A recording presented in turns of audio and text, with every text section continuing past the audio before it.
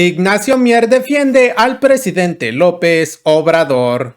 Cerraron la llave en ese proceso, haciéndole caso a Claudio X González de privatizar el sistema educativo nacional, como lo hicieron en materia energética, privatizando la electricidad y privatizando el petróleo. Hola, ¿qué tal amigos de Ferraz TV Noticias? Espero que estén teniendo un excelente día. El diputado de Morena, Ignacio Mier, salió a defender ante los medios de comunicación lo que va del sexenio del presidente López Obrador. Esto luego de que se le cuestionara sobre su quinto informe de gobierno. Arremetió contra Claudio X González y resaltó algunas cosas que nunca se lograron mientras gobernó el PRIAN. Amigos, antes de iniciar, los invito a darle me gusta y compartir el video para que esta información llegue a mucho más personas. Bueno amigos, sin más que decir, vamos con la información.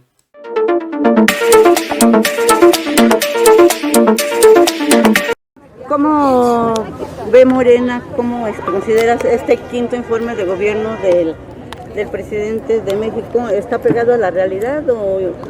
Pues no solamente a la realidad por los datos que tiene el gobierno de México a través de sus secretarías, sino apegado a la realidad porque los organismos internacionales que miden todos los indicadores de desarrollo social, de desarrollo económico, de estabilidad política y los propios nacionales, incluido el INEGI y Coneval, demuestran que no hubo equívoco, que el pacto social que se hizo con los mexicanos hace 5 años está dando resultados. Hoy nuestra economía es una de las 10 más importantes del mundo. No solo eso, es de las más atractivas para la inversión y se refleja con la inversión en los últimos 6 meses. Por otro lado, la capacidad de recaudación del Estado ha tenido niveles que no se habían dado en los últimos 25 años. El peso encuentra su mejor situación después también de 25 años. Las condiciones de desigualdad se redujeron en un 20%. Redujeron 9 millones de personas que viven en condiciones de pobreza, mexicanas y mexicanos.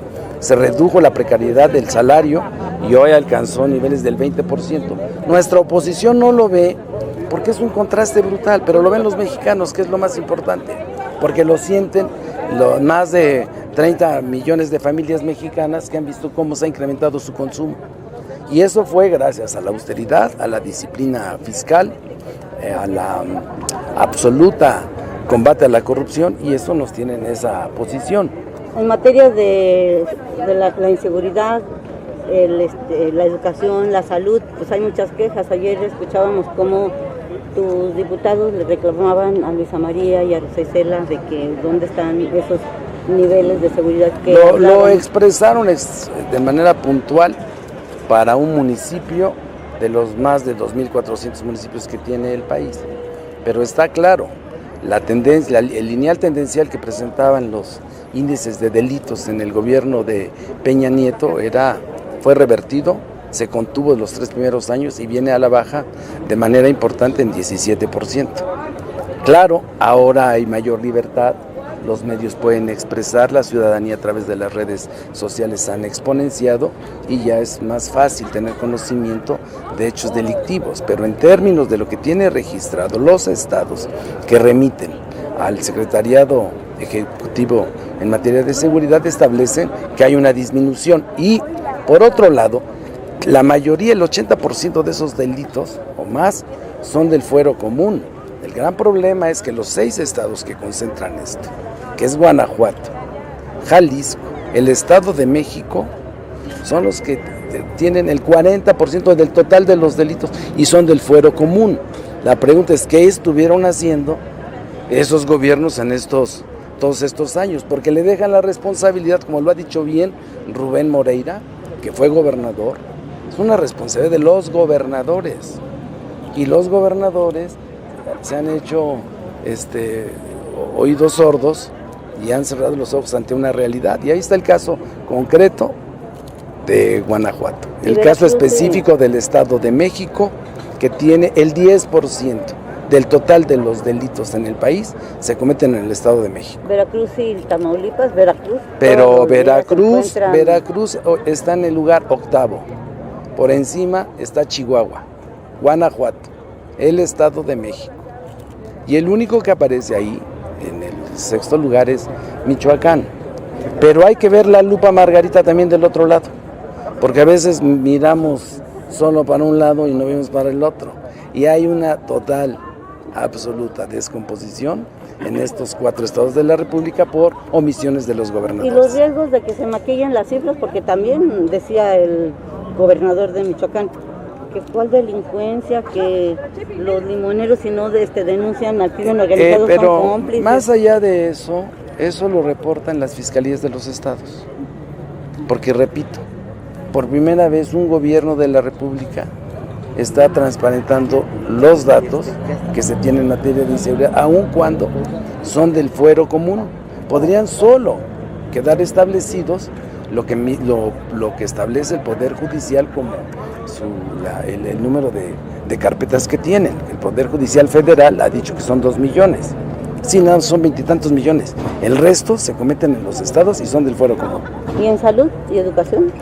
En salud y en educación, ya lo dijimos, se hizo todo el trabajo preparatorio de tener una puntual radiografía de toda la infraestructura hospitalaria. Se tiene infraestructura, no se tenían médicos. Hay ejemplos claros de más de 80 hospitales que tenían quirófanos, que tenían equipamiento con tomógrafos de última generación, pero no había radiólogos. Si no había radiólogos, porque no hay especialistas. Y la realidad de la salud en México y de la torpeza con la que se condujo durante 20 años fue el COVID, que no teníamos urgenciólogos, que no había intensivistas, que no existían neumólogos, que no había especialistas porque cerraron. Amigos, hacemos una pausa. ¿Qué opinan de lo que Ignacio Mier expresó ante los medios? Bueno amigos, sin más que decir, continuemos. La llave en ese proceso, haciéndole caso a Claudio X González, de privatizar el sistema educativo nacional, como lo hicieron en materia energética, privatizando la electricidad y privatizando el petróleo, y entrar al rescate de todo ese desorden económico, financiero, social, con 75 millones de pobres que dejaron.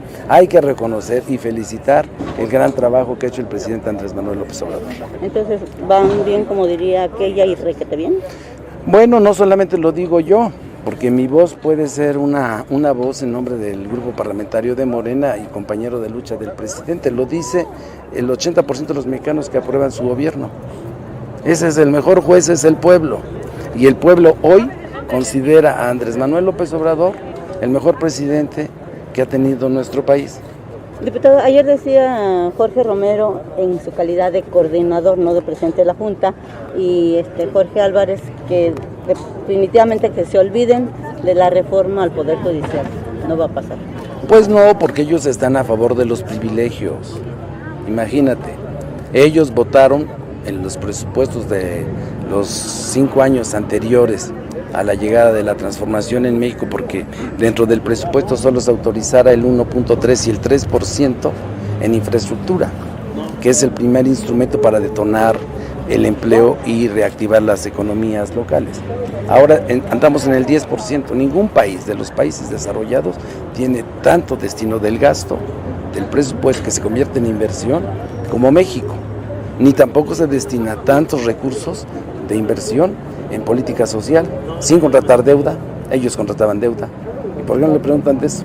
Con inflaciones que rebasaban los 5 puntos, con un desempleo que andaba arriba del 3%, con 75 millones de pobres. Esa es la realidad.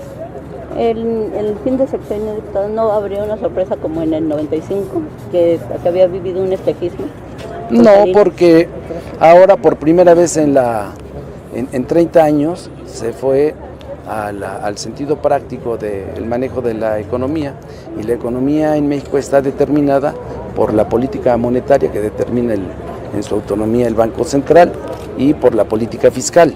Y si le sumas la austeridad y la disciplina por parte del gobierno, por eso es que se presentan esos indicadores. Okay, gracias. Entonces, no hay riesgos de... No hay. Será la transición más pacífica, democrática, en crecimiento que ha tenido México en los últimos 6 relevos presidenciales. Bueno, Cedillo entregó un país también así, diputado. No, pero acá no tiene alfileres. Acá está bien, con doble costura tiene la economía en México. No tiene alfileres. A ver. Así es, amigos de Ferraz TV Noticias, ahora el pueblo se puede expresar y no se le reprime como en el pasado. Además, México tiene una moneda fuerte y ha logrado muchas más cosas que la oposición no quiere reconocer, porque solo se ha dedicado a desprestigiar el trabajo del presidente López Obrador. Bueno, amigos, hemos llegado al final del video. No olvides darle like y compartirlo para que más personas se mantengan informadas. Tampoco olvides suscribirte y activar la campanita de notificaciones. Esto es Ferraz TV.